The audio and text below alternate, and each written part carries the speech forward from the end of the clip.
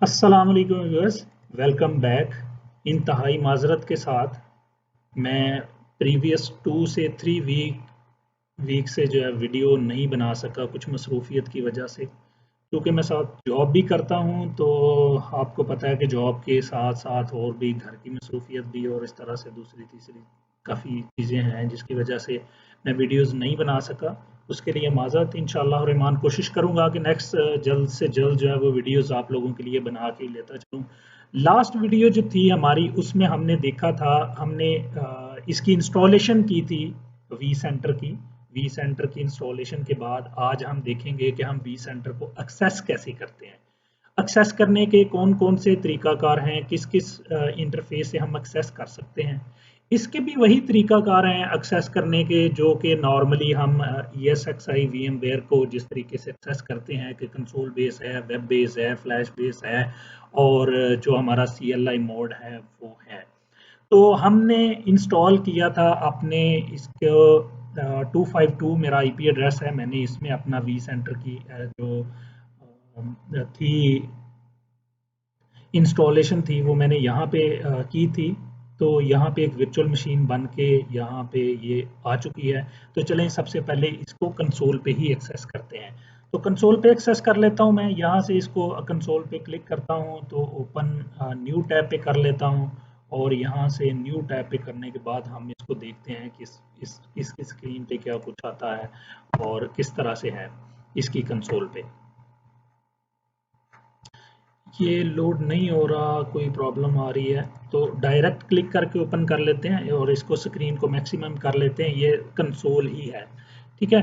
तो यहाँ पे अगर हम देखते हैं तो ये हमें सेम VMware ESXi वाला जो इंटरफेस है सेम उसी तरह का है कि हमारा जो वी सेंटर का जो IP एड्रेस है वो 121 है। और ये मैंने स्टैटिक कॉन्फ़िगर किया था इसको। और इसके अलावा इसमें कुछ एडिशनल चीज़ें आ रही हैं। अगर हम देखते हैं तो इसका जो एक आ रहा है HTTPS 121 और इसके साथ 5480 पोर्ट के साथ। ये जो पोर्ट है ये मैनेजमेंट के लिए है, इसको भी हम आज की वीडियो में ही रिव्यू करेंगे। इसके बाद जो हमारे पास जो वेब पोर्ट हैं वो 43 पे सिक्योर है। और जो विदाउट पोर्ट और डिफ़ॉल्ट पोर्ट 80 पे जो है वो भी 21 पे हम एक्सेस करके कर सकते हैं, ठीक है। तो चलें हम यहाँ से तो हमने देख लिया, यहाँ पे इसकी मजीद कस्टमाइजेशन जो है वो उसी तरह से है। F2 प्रेस करेंगे तो सिस्टम कस्टमाइजेशन में जाके जैसे हम VMware में जो हमारे पास इंटरफेस होता है उस तरह से हम इसकी जो है वो कन्फिग्रेशन कर सकते हैं, सेटिंग कर सकते हैं। तो मैंने F2 प्रेस किया है आप लोगों को थोड़ा सा इसका इंटरफेस दिखाने के लिए। आप लोग होप सो के अभी तक फेमिलियर हो चुके होंगे कि हम किस तरह से इसके इंटरफेस को जो है वो एक्सेस करके इसकी कॉन्फ़िगरेशन करते हैं। तो यहाँ पे ये पासवर्ड पूछ रहा है, मैं इसका VMware वी सेंटर का जो मैंने पासवर्ड रखा था वो मैं यहाँ पे पासवर्ड डाल के एंटर किया है। ड्यूरिंग इंस्टॉलेशन ये पासवर्ड रखा था। तो ये देखें, ये VMware ESXi की तरह का ही इंटरफेस है। तो आप लोग जो है इन चीज़ों को खुद से देख लीजिएगा कि वो कैसे करना है। यहाँ से एस्केप प्रेस करके मैं इसको लॉग आउट कर दिया है और यहाँ से मैं इसको क्लोज कर दिया। तो 121 हमारा वी सेंटर का जो हमारा IP एड्रेस है वो है। तो चलें हम जो दूसरा इंटरफेस है वेब बेस, उसको उसके ज़रिए से हम जो है वो एक्सेस करते हैं। तो मैं यहाँ पे वेब के लिए जो भी मेरा पसंदीदा ब्राउज़र है गूगल क्रोम मैं यूज़ करता हूँ। तो मैं उसमें करके तो यहाँ पे उसका IP एड्रेस डालूँगा एक्सेस करने के लिए। तो यहाँ पे मेरे पास आ रहा है कि आप लॉन्च vSphere क्लाइंट जो है ये वेब बेस पे HTML5 में उसके ज़रिए से एक्सेस कर लें। तो मैं इस पे क्लिक करता हूँ तो मेरे पास वी सेंटर का जो इंटरफेस है वो मेरे सामने लॉन्च हो जाएगा।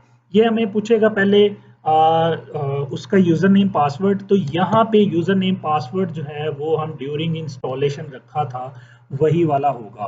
तो वहाँ पे जो आया था वो मैंने रखा था एडमिनिस्ट्रेटर और पासवर्ड मेरा पासवर्ड था जो भी मैंने रखा, आप लोगों ने जो रखा होगा वही होगा।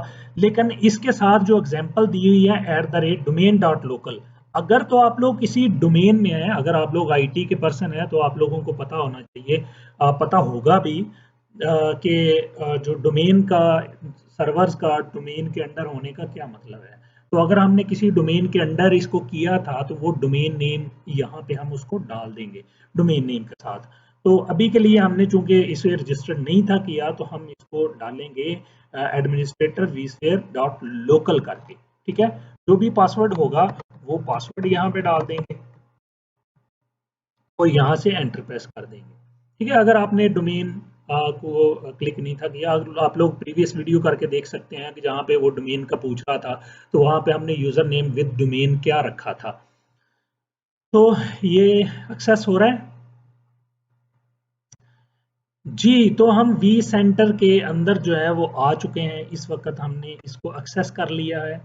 यस एक्सेस सर्विस हेल्थ, ये इसकी कुछ आ रहे हैं रीसेट टू ग्रीन में कर देता हूँ कि ये कह रहा है कि वी सेंटर का जो लाइसेंस है वो एक्सपायर होने जा रहा है, ब्ला ब्ला ब्ला। खैर इन चीज़ों का भी इग्नोर करते हैं हम। अच्छा, तो ये हमारा आ गया जी वी सेंटर, हमने एक्सेस कर लिया। यहाँ पे ये मेरे पास इसकी अगर हम देखते हैं तो आईपी एड्रेस आ रहा है, इसका वर्जन आ रहा है। अपडेट हम यहाँ से कर सकते हैं, लास्ट अपडेट ये इस तारीख को हुआ था, और इसके अलावा यहाँ से हम मॉनिटर कर सकते हैं, कॉन्फ़िगर कर सकते हैं, परमिशंस हैं, डाटा सेंटर है, डाटा सेंटर क्या है, होस्ट एंड क्लस्टर्स क्या हैं, वीएम्स क्या हैं, डाटा स्टोर्स क्या है, नेटवर्क क्या है, ये हम डिटेल में कमिंग वीडियोस में वन बाय वन करके डिस्कस करने जा रहे हैं। आज की जो वीडियो है उसमें जस्ट आप लोगों को एक्सेस करके दिखाना था। इसमें हम डाटा स्टोर डाटा सेंटर कैसे क्रिएट करते हैं, फिर उसमें होस्ट कैसे ऐड करते हैं, फिर उन होस्ट के अंदर जो वर्चुअल मशीन्स थी उन सारों को वो कैसे उनको कॉन्फ़िगर मतलब मैनेज कर सकते हैं एक ही जगह से। तमाम जो हमारे होस्ट हैं, तमाम की वर्चुअल मशीन को एक ही जगह से हम कैसे स्टोर कर सकते हैं, वो इंशाअल्लाह रहमान कमिंग वीडियो में इंशाअल्लाह रहमान हम सीखने जा रहे हैं। इसके अलावा हम हाई अवेलेबिलिटी और बाकी जितने भी फंक्शंस हैं वी सेंटर जो हमें प्रोवाइड करता है वो इंशाअल्लाह रहमान सारे के सारे, और इसके अलावा पावर फेलियर और जो डिज़ास्टर्स के जितने भी चीज़ें हैं वो सारी की सारी इंशाअल्लाह रहमान कमिंग वीडियोस में हम देखने जा रहे हैं। हमने बात की थी कि अगर डायरेक्ट कोई सर्वर डाउन हो जाता है, फेलियर हो जाता है, तो वो ट्रांसफ़र नहीं हो सकता, वो डाउन हो जाता है। तो उस सूरत में अभी चूँकि हम वी सेंटर में आ गए हैं तो वो लाइव कैसे खुद ब खुद उस पे चला जाता है, लिमिटेड से टाइम में वो कैसे अप हो जाता है, वो हम सारी की सारी इंशाअल्लाह रहमान चीज़ें कमिंग वीडियो में इंशाअल्लाह रहमान देखेंगे। तो ये था एक तरीका। दूसरा तरीका एक्सेस करने का जो वी सेंटर है उसका वही है जो हमारे पास ऑलरेडी हम देख चुके हैं। अच्छा चलें, अब एक जो हमारा दूसरा था 443 के साथ 192.168.100.121 और यहाँ पे 443 यहाँ पे एक्सेस करते हैं तो यहाँ से ये जस्ट HTTPS का साथ आता है। इसके अलावा चूंकि ये सिक्योर नहीं है तो ये इसलिए डायरेक्ट यहीं पे आ जाएगा, ठीक है।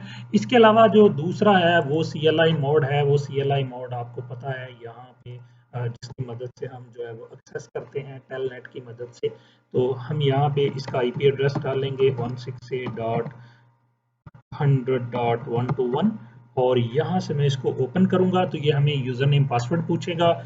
यूज़र नेम मैं देता हूँ इसको रूट और पासवर्ड में जो पासवर्ड रखा है वो एक्सेस करता हूँ।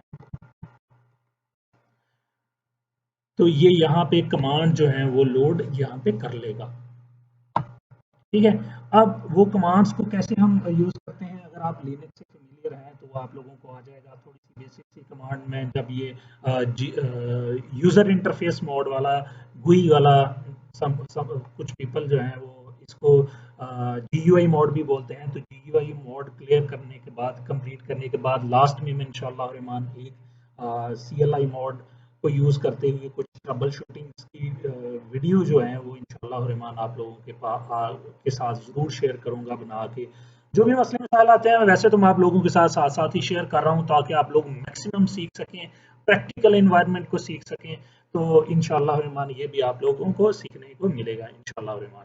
तो चलें आए सकते हैं हम। एक और मोड जो हमारा रह गया था मैनेजमेंट मोड, तो वो हम कैसे एक्सेस करते हैं वो भी देख लेते हैं। हम यहाँ से 192.168.100.121 ये मेरा आईपी एड्रेस है, आप लोग अपना आईपी एड्रेस डालें। तो इसमें 5480 की पोर्ट डाल के तो मैनेजमेंट हम एक्सेस करते हैं। तो इसमें वी सेंटर की जो मैनेजमेंट है वो हम यहाँ से करते हैं।